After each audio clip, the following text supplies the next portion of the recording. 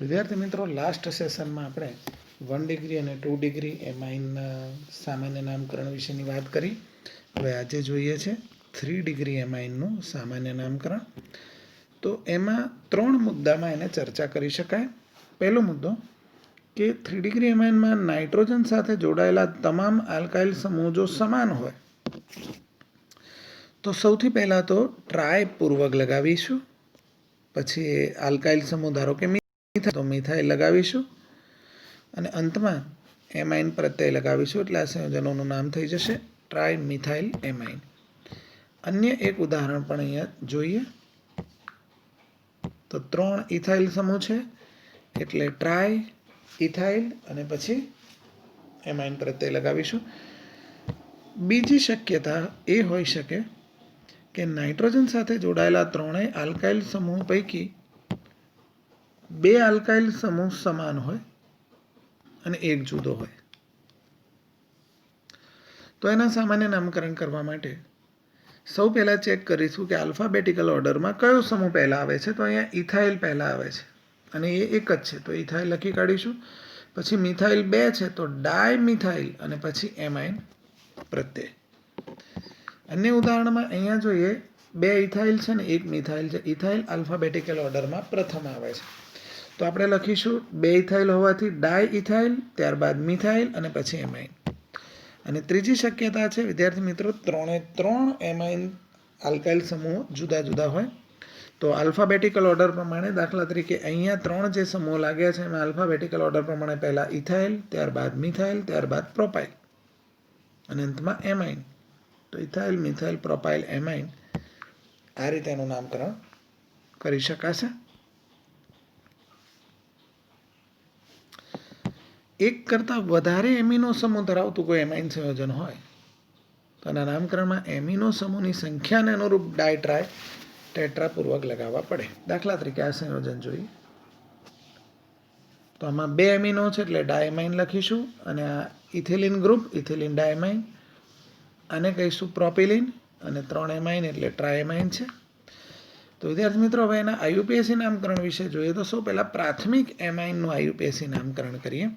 તો અહીંયા સમજીએ એને. સપોઝ આપણે આનું નામકરણ કરવું છે તો આમાં કાર્બનની દીર્ઘતમ શૃંખલા નક્કી કરો, એટલે મિથેન છે. એક કાર્બન છે એટલે મિથેન છે. એનો અ દૂર કરી અથવા તો ઈ દૂર કરી અને એમાઇન લગાવો એટલે મિથેન એમાઇન અથવા મિથેન આમાઇન થઈ જશે આ પ્રકારે.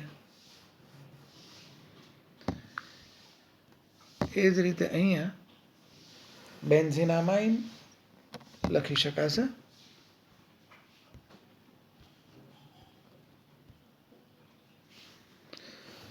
જો પ્રાથમિક આલ્કિલ એમાઇનમાં 2 કરતાં વધારે કાર્બનની શૃંખલા હોય તો એ કાર્બનની શૃંખલા નક્કી કરો, એના આધારે મૂળભૂત આલ્કેનનું નામ આપી દો. પછી એમિનો સમૂહ જે કાર્બનને જોડાયો હોય એ કાર્બનને ડાબી કે જમણી તરફથી લઘુત્તમ ક્રમ મળે એ રીતે ક્રમાંક આપો. તો અહીંયા પહેલા નંબર પર એમાઇન સમૂહ છે તો પ્રોપેન, પછી 1, પછી એમાઇન. અહીંયા એ રીતે જોઈએ તો પ્રોપેન, પછી 1, 2, 3, તો 2 નંબર પર એમાઇન છે એટલે પ્રોપેન 2 એમાઇન. એક કરતાં વધુ કાર્બન ધરાવતા એમાઇન સંયોજનોમાં એમાઇન સમૂહોની સંખ્યા 2 કે 3 કે વધારે હોય તો ડાય ટ્રાય પૂર્વક એમાઇનની પહેલાં લગાવીએ છીએ. દાખલા તરીકે આ તો આના આયુપીએસી નામકરણ કરવા માટે 2 કાર્બન એટલે ઇથેન, એના પહેલા અને બીજા બંને પર એમાઇન એટલે ડાયમાઇન કહીશું. તો ઇથેન 1,2 ડાયમાઇન નામ થશે એનું. અહીંયા જોઈએ તો પ્રોપેન 1, 2, 3 ટ્રાય એમાઇન એવું નામ થશે. ત્યારબાદ અહીંયા જોઈએ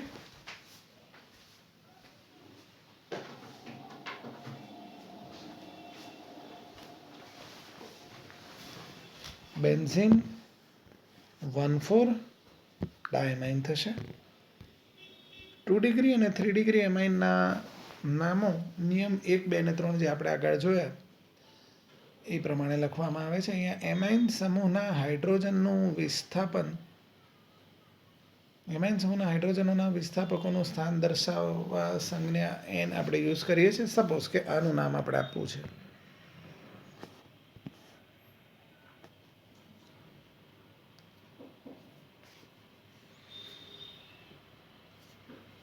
તો ઇથાઇલ ગ્રુપને નાઇટ્રોજન સાથે જોડીને રાખીએ એટલે 2 કાર્બનવાળો આલ્કેન એટલે ઇથેન અને એમાઇન એટલે ઇથેનામાઇન તો થઈ ગયું. અને મિથાઇલ સમૂહ લાગ્યો છે એ નાઇટ્રોજનને એટલે આગળ લગાવીશું એન મિથાઇલ, તો આનું નામ થઈ જશે એન મિથાઇલ ઇથેનામાઇન.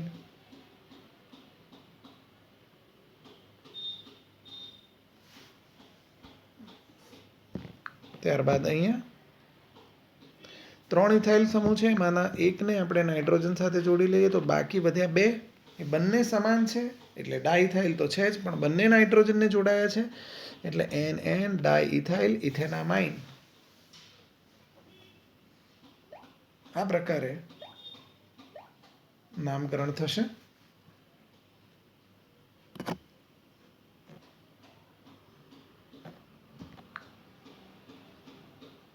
અન્ય એક ઉદાહરણ જોઈએ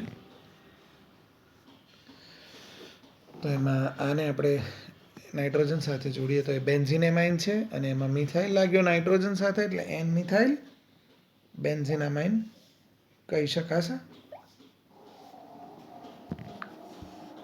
એ જ રીતે અહીંયા બેન્ઝિનેમાઇન તો છે જ અને 2 મિથાઇલ છે એટલે એન એન ડાયમિથાઇલ બેન્ઝિનામાઇન કહી શકાશે.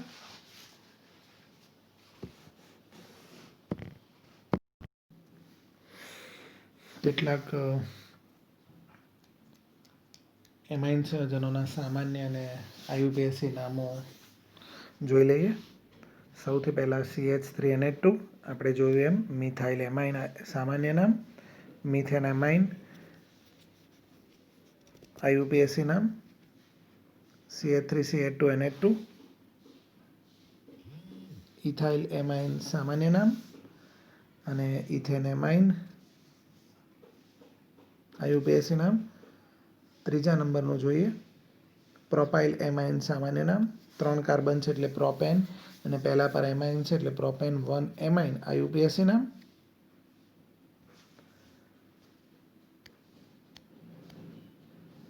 આઇસોપ્રોપાઇલ ગ્રુપ છે અહીંયા એટલે સામાન્ય નામ થશે આઇસોપ્રોપાઇલ એમાઇન. આયુપીએસી નામ માટે 3 કાર્બનની શૃંખલા એટલે પ્રોપેન અને બીજા પર એમાઇન એટલે પ્રોપેન 2 એમાઇન છે. આ રીતે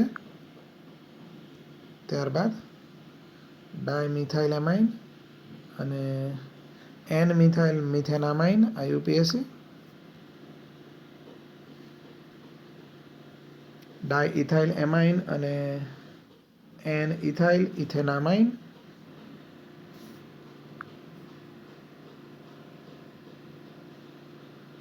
ડાયપ્રોપાઇલ એમાઇન અને આયુપીએસીમાં આને જોડી દઈએ તો N propyl propane 1 amine.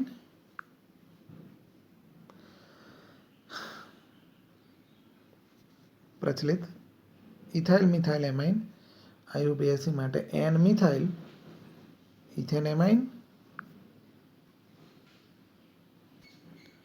Methyl propyl amine પ્રચલિત નામ એટલે કોમન નામ અને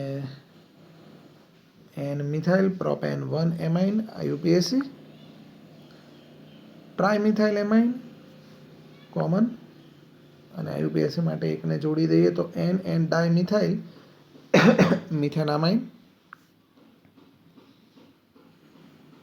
આ triethyl amine common name, IUPAC name માટે આને જોડી દઈએ તો એન એન ડાયઇથાઇલ ઇથેનામાઇન. આમાં ઇથાઇલ અને 2 મિથાઇલ છે એટલે ethyl dimethyl amine common name.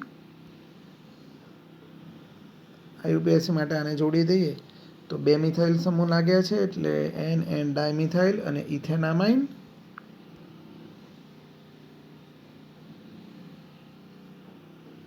બે ઇથાઇલ અને 1 મિથાઇલ એટલે ડાયઇથાઇલ મિથાઇલ એમાઇન અને એકને જોડી દઈએ તો N ethyl N methyl ethanamine. અહીંયા ત્રણેય જુદા સમૂહો છે તો common name ethyl methyl propyl amine અને આયુપીએસી નામ માટે આને આપણે જોડી દઈએ તો N ethyl N propyl N ethyl N methyl propane 1 amine.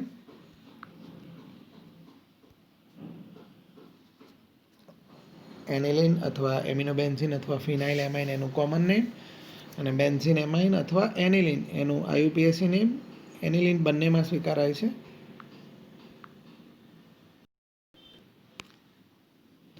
ત્યારબાદ આ સંયોજન લઈએ. એન મિથાઇલ એનિલિન એનું IUPAC પ્રચલિત નામ, અને N methyl benzenamine IUPAC. NN dimethyl aniline પ્રચલિત, અને NN ડાયમિથાઇલ બેન્ઝિનામાઇન એનું IUPAC નામ થશે.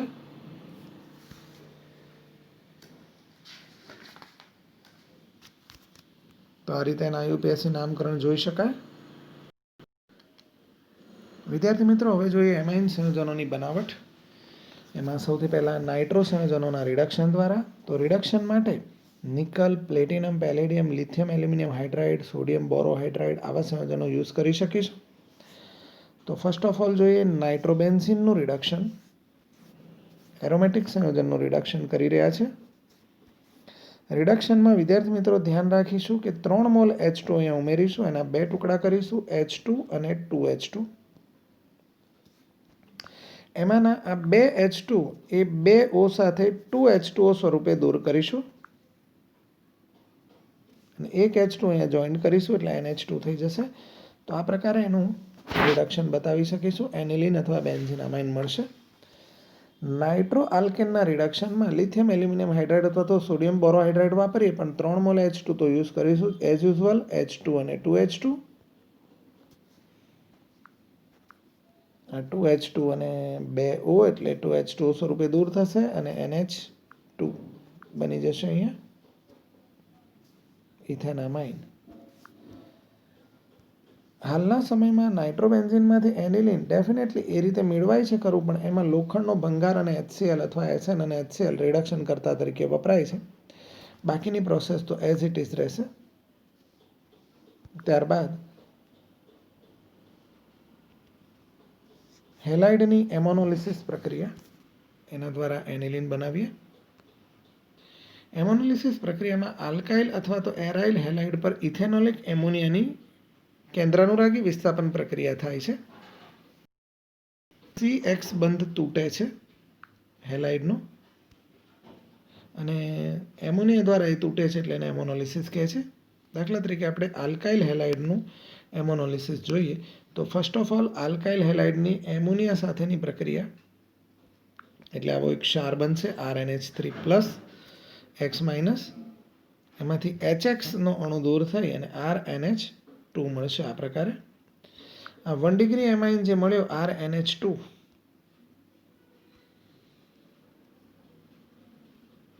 એ ફરીથી આલ્કાઇલ હેલાઇડ સાથે પ્રક્રિયા કરશે. અહીંયાથી એક H અને X દૂર થઈને HX દૂર થશે એટલે R2H 2 ડિગ્રી એમાઇન મળશે. એ વધારાના આલ્કાઇલ હેલાઇડ સાથે પ્રક્રિયા કરી ફરીથી HX દૂર થઈ અને 3 ડિગ્રી એમાઇન મળશે. અને એ 3 ડિગ્રી એમાઇનની જ્યારે આલ્કાઇલ હેલાઇડ સાથે રિએક્શન કરીશું ત્યારે આ પ્રકારે R4N+X- ચતુર્થ એમોનિયમ ક્ષાર મળશે. અહીં એમોનિયમ ક્ષારની પ્રબળ બેઝ સાથે રિએક્શન કરશો તો ફરીથી 1 ડિગ્રી એમાઇન પાછો મળશે. અહીંયા વિદ્યાર્થી મિત્રો જે આલ્કાઇલ હેલાઇડ આપણે લઈએ છીએ એ હેલાઇડની રિએક્ટિવિટીનો ક્રમ ઉતરતો ક્રમ RI, RBr અને RCl છે. વિદ્યાર્થી મિત્રો અહીંયા એમોનોલિસિસ પ્રક્રિયાથી આપણને એમાઇન તો મળે છે, પણ એની લિમિટેશન્સ એ છે કે એમાં 1 ડિગ્રી, 2 ડિગ્રી, 3 ડિગ્રી એમાઇન અને ચતુર્થક એમોનિયમ ક્ષાર જે અહીંયા આપણે મેળવ્યા આ તમામનું મિશ્રણ મળે છે. જો એમાં વધારે માત્રામાં એમોનિયા યુઝ કરવામાં આવે તો પ્રાથમિક એમાઇન મેળવી શકાય. બાકી 3 એમાઇન અને એમોનિયમ ક્ષાર આ તમામનું મિશ્રણ મળે છે, એટલે એને સેપરેટ કરવા માટે અલગ પદ્ધતિ વિકસાવવી પડે. તો વિદ્યાર્થી મિત્રો આ હતું એમોનોલિસિસ. આલ્કાઇલ હેલાઇડ અને એના એમોનોલિસિસ દ્વારા આપણે એમાઇન સંયોજનોનું મિશ્રણ અને એમાઇન સંયોજન મેળવી શકીએ છીએ.